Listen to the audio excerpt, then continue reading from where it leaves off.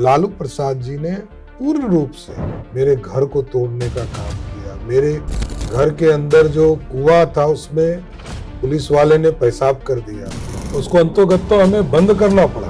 Kerosene छीट दिया, Mobil छीट दिया हमारे अनाज पर। मुख्यमंत्री आवास से रैंसम वसूले जाते। लालू प्रसाद जी गुंडागर्दी से सत्ता में बैठने वाले। लालू जी के आदर्श और नीतीश जी के आदर्श का चुनाव है। तो लालू जी का आदर्श है चोरी करना और नीतीश जी का आदर्श है विकास करना। नीतीश जी ने बिहार को बदला है और नीतीश कुमार जी का यही सबसे बड़ा गुण है। सबको साथ लेकर नीतीश कुमार जी ने काम किया और आज मैं बता सकता हूँ कि बिहार बदलता हुआ बिहार, उसका देन सिर्फ और सिर्फ नीतीश कुमार जी का नेतृत्व रहा। हम जानते हैं बिहार में अराजकता था, एक तरह से सुशासन था ही नहीं। नमस्कार, स्वागत है आप सभी का बिहारनामा के इस नए एपिसोड में। मैं हूं आपका होस्ट गौरव और आज हमारे साथ मौजूद है बिहार के उप मुख्यमंत्री Shri Samrat Choudhary ji. Sir, thank you and most welcome to our show. बहुत स्वागत हो आपका, अपना कीमती समय देने के लिए। चुनाव काफ़ी करीब है तो हम समझ सकते हैं वक्त आपका कितना कीमती है। चल ज़्यादा समय नहीं लेंगे और शुरुआत करते हैं। अभी हाल में ही आपने कहीं बताया था कि लालू सरकार ही जिम्मेदार है आपको पॉलिटिक्स में लाने के लिए। उन्होंने आप पे गलत मुकदमे लगाए, आपको जेल भेजा, तो कुछ बताइए। मेरा ये मानना है कि जब आदरणीय नीतीश कुमार जी, जौहर साहब और मेरे पिताजी वगैरह सभी लोगों ने मिलकर समता पार्टी का निर्माण किया 1994-95 में, और जब पार्टी का निर्माण किया तो ये लोग चुनाव लड़ रहे थे 1995 का।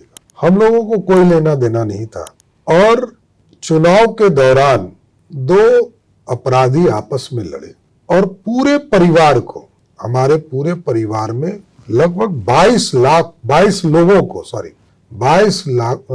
को हमारे परिवार से, हमारे बहनोई के परिवार, हमारे कई रिश्तेदार, आप समझ लीजिए कि मेरे बहन के पोता लोग को भी जेल में डाला गया। तो 22 लोगों को हम लोगों को जेल में डालकर लालू प्रसाद जी ने पूर्ण रूप से मेरे घर को तोड़ने का काम किया। मेरे घर के अंदर जो कुआं था उसमें पुलिस वाले ने पेशाब कर दिया, उसको अंतोगत तो हमें बंद करना पड़ा। केरोसिन छीट दिया, मोबिल छीट दिया हमारे अनाज पर। और मैं धन्यवाद देता हूं जौहर साहब को, नीतीश जी को, कि उस समय ह्यूमन राइट्स कमीशन के माध्यम से हम लोगों को एक बड़ी राशि भी दी गई और बिहार सरकार के ऊपर प्लेंटे भी लगाने का काम तत्कालीन मानवाधिकार आयोग ने किया। इसलिए स्पष्ट है ये लोग अराजकता के प्रतीक है। लालू प्रसाद जी गुंडागर्दी से सत्ता में बैठने वाले लोग। और चूंकि आपने मुख्यमंत्री की बात की और जॉर्ज फर्नांडिस की बात की, तो मैं इस बार चुनाव में आपको क्या लगता है नीतीश फैक्टर कितना ज्यादा असरदार होगा, क्या होगा उसका रोल? देखिए, नीतीश जी ने बिहार को बदला है और नीतीश कुमार जी का यही सबसे बड़ा गुण है। लोग जातियों से बाहर हटकर इन्होंने पूरा एक टीम बनाने का काम किया। लव कुश को जोड़ा, फिर उच्च स्वर्ण समाज को जोड़ा, अति पिछड़ों को जोड़ा, महादलित परिवार को जोड़ा, दलित परिवार को जोड़ा, सबको साथ लेकर नीतीश कुमार जी ने काम शुरू किया। और आज मैं बता सकता हूं कि बिहार बदलता हुआ बिहार है, उसका देन सिर्फ और सिर्फ नीतीश कुमार जी का नेतृत्व रहा।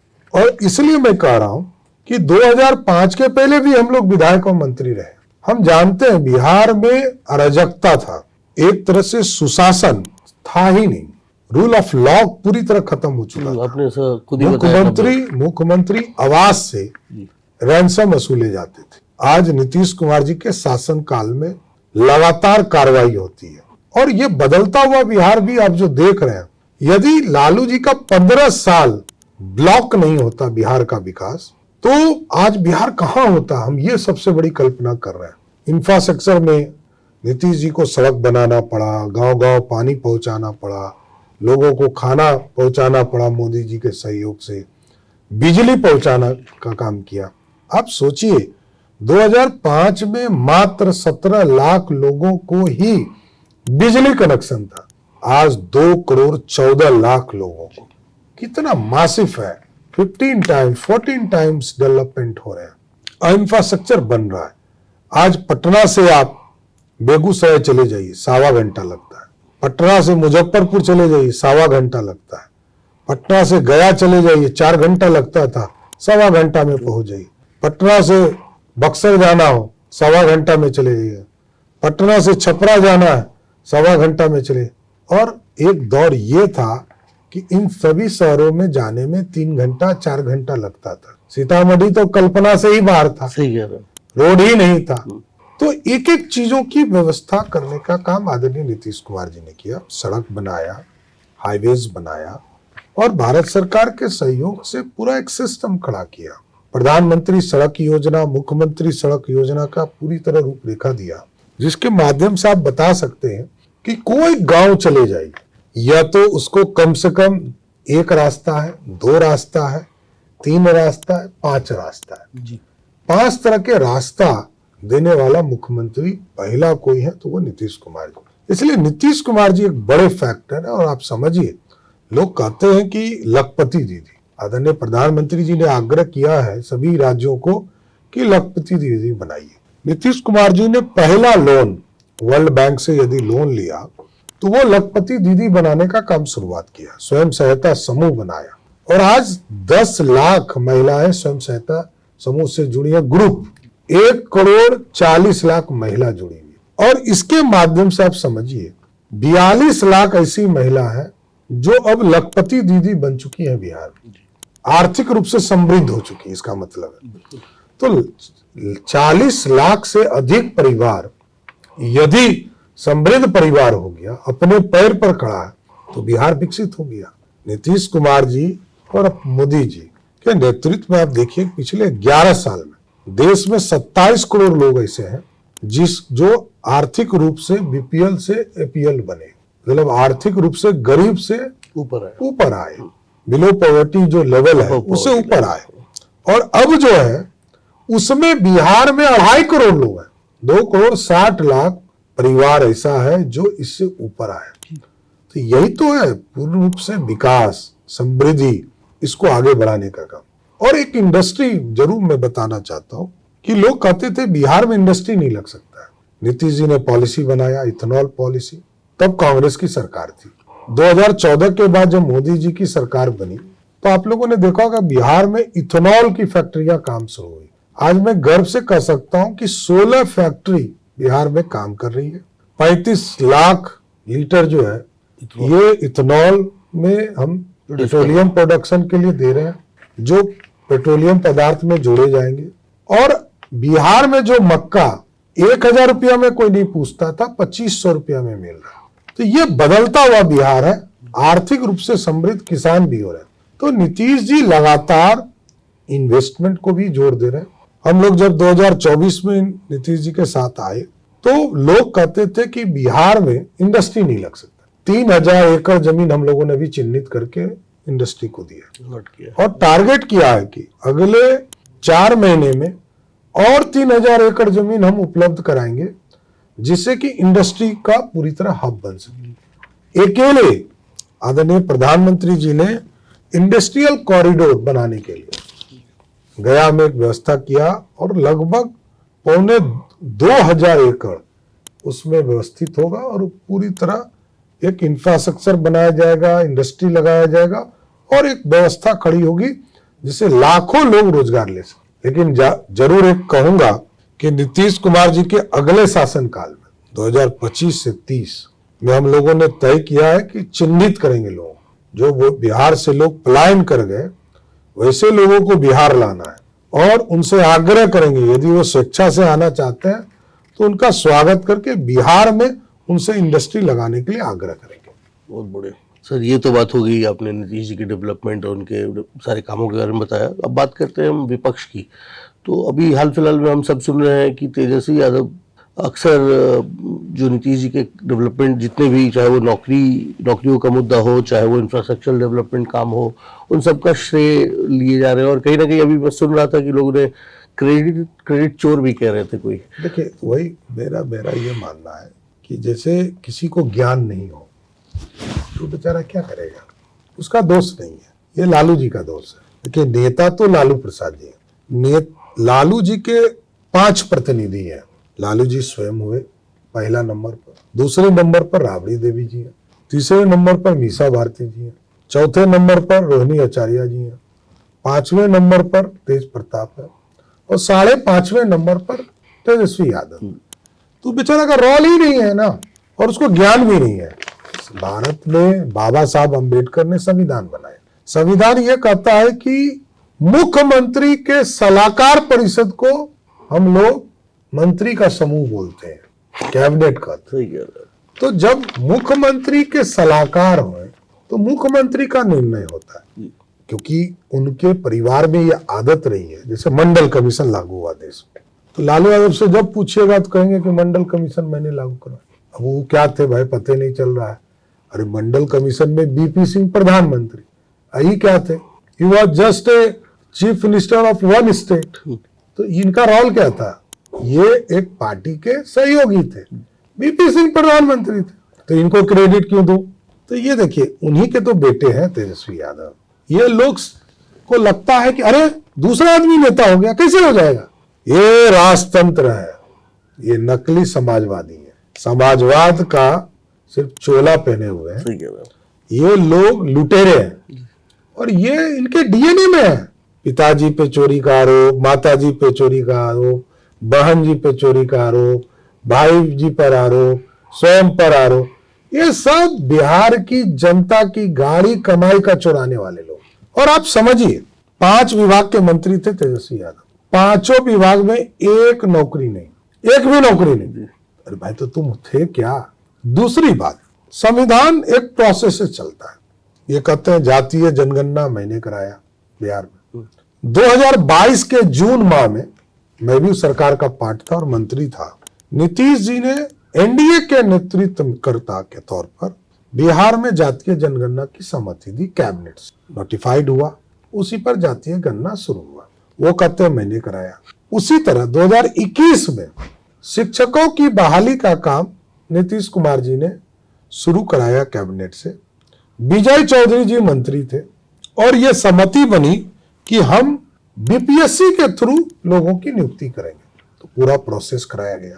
प्रोसेस करके 2022-23 में इसकी नियुक्ति की प्रक्रिया पूर्ण हुई। अब देखिए, काम करना नहीं है, सिर्फ क्रेडिट लेना है। तो मैं तो यही कहता हूं ना कि लालू जी के आदर्श और नीतीश जी के आदर्श का चुनाव है। तो लालू जी का आदर्श है चोरी करना और नीतीश जी का आदर्श है विकास करना। लड़ाई यही है बिहार में। लड़ाई मोदी और नीतीश इसके आदर्श चलेंगे और लालू के चोरी चलेंगे, ये अब जनता को तय करना है। और ये तेजस्वी जी तो इस हद तक चले गए कि उन्होंने प्रधानमंत्री के पद की गरिमा भी नहीं रखी, उन्होंने पॉकेट मार भी कह दिया। तो देखिए, ये अत्यंत दुर्भाग्यपूर्ण है कि देश के प्रधानमंत्री की गरिमा को ये लोग समाप्त कर। आप समझिए, किसी राज्य का विरोधी दल का नेता गुस्से में, क्योंकि प्रधानमंत्री जी बिहार आते हैं, और मैंने बार बार कहा कि प्रधानमंत्री जी जब बिहार आते हैं तो कभी आदिवासी के कल्याण के लिए आते हैं, कभी किसान के कल्याण के लिए आते हैं, कभी एम्स बनाने आते हैं, कभी इंदिरा आवास, प्रधानमंत्री आवास के तौर पर 55 लाख परिवार को पक्का मकान देते हैं, कभी बिजली सेक्टर में 50,000 करोड़ का इन्वेस्टमेंट करने आते हैं, और कभी नगर विकास के एसटीपी। तो कभी सोचा भी नहीं होगा लालू प्रसाद के परिवार ने एसटीपी क्या होता है, सीवरेज ट्रीटमेंट प्लांट, ये सोच भी नहीं सकते, क्योंकि ये लोग तो लूटे रहे हैं। तो देखिए, एक तरफ विकास है, एक तरफ विनाश है। सही कह रहे हो। और आप समझिए उसका उदाहरण, जिस राघोपुर से स्वयं लालू प्रसाद जी, राबड़ी देवी जी और तेजस्वी यादव तीनों विधायक रहे, वहां एक सड़क नहीं मिलेगा, कोई विकास का किरण नहीं दिखेगा, और यही परिवार वहां एमएलए बनते रहा। एक बार हमारे पार्टी के, हमारे जनता दल एनडीए के सतीश यादव जी वहां से एमएलए बने, और तभी नीतीश कुमार जी ने तय किया, 2012-13 की बात है, जब तेजस्वी यादव राजनीति में आए भी नहीं थे, एमएलए एमपी बने भी नहीं थे, तब वहां पर कल्पना किया कि राघोपुर को भी हम पुल से जोड़ेंगे, पुल बनाएंगे। और अब तो हम लोगों ने वहां एक पूरी तरह विस्तृत रिपोर्ट बनाने का है कि सिंगापुर विकसित हो सकता है तो राघोपुर क्यों नहीं विकसित, उसको किया जाए। इसलिए विकास बनाम जो जंगल राज है, विनाश वाले लोग, इसके खिलाफ लड़ाई है। लालूवादी और मोदी और नीतीशवादी की लड़ाई है। सही कह रहे हैं आप सर। तो ये तो बात हो गई सर तेजस्वी जी की और लालू जी की। तो अब कहीं ना कहीं राहुल गांधी और प्रशांत किशोर भी हैं इस लंबी लाइन में, तो उनका क्या आपको आगे भविष्य क्या दिखता है? देखिए, मेरा तो स्पष्ट मानना है, इतना निकम्मा राजनेता का बेटा हो सकता है, ये दुर्भाग्य है। राहुल गांधी, जिनके दादी के पिताजी ही देश के पहले प्रधानमंत्री हुए, तब भी लोकतंत्र नहीं था। सरदार पटेल को लोगों ने तय किया था और कृपा पात्र बन के पंडित नेहरू प्रधानमंत्री हो गए। इंदिरा गांधी आई, देश में तानाशाही लाई, इमरजेंसी लगाया। आज लालू जी की बेटी का नाम मीसा है, उनको भी शर्म नहीं है, लगती है। उसी मीसा केस में लालू जी को जेल में रखा। राजीव गांधी जी आए, ये फुल ऑफ डायनेस्टी है, कुछ नहीं है, क्या बोलना है उनको पता ही नहीं है। तो राहुल गांधी का मतलब ही है, लोग सिर्फ नाम ले लीजिएगा, लोग हंस देंगे। और जहां तक प्रशांत किशोर जी आए हैं, अभी जस्ट 1 साल हुआ है उनकी पार्टी को, मेहनत करें, जनता तय करेगी। वैसे जो दिल जले होंगे उनके साथ जाएंगे, इससे अधिक कुछ नहीं। सही कह रहे हैं सर। तो अब हम क्लोज करेंगे, इसको छोटा ही रखेंगे। अब बस इतना बस जानना चाहेगी हमारी ऑडियंस की, आगे 5 साल में बिहार के लिए क्या रोड मैप सोच रखा है? एकदम नीतीश कुमार जी के नेतृत्व में आगे बिहार में जो रोजगार के कंसेप्ट है और जो इंफ्रास्ट्रक्चर बच गया, एयर ट्रैफिक हमारा काम बचा हुआ है। एयर ट्रैफिक अगले 1 साल में 10 जगह पर एयर ट्रैफिक का एयरपोर्ट बनाने का काम हम लोग शुरुआत करें। कई जगह शुरू कर दिए और कई जगह बड़े एयरपोर्ट हम लोग बनाएंगे। और साथ ही साथ जो मैंने विशेष तौर पर कहा कि बिहार को इंडस्ट्री के तौर पर खड़ा करना, बिहार में इन्वेस्टमेंट कराना, बिहार के लोगों को रोजगार बिहार में दिलाना और चिन्हित करके बिहार वापस बुलाना, यही हमारा मकसद होगा कि बिहारी बिहार के अंदर बिहार को विकसित करने में लग जाए। धन्यवाद सर, आपने अपना समय दिया, थैंक्स अ लॉट। इतना ही था बस, छोड़ा सा। जी नमस्ते। Thank you.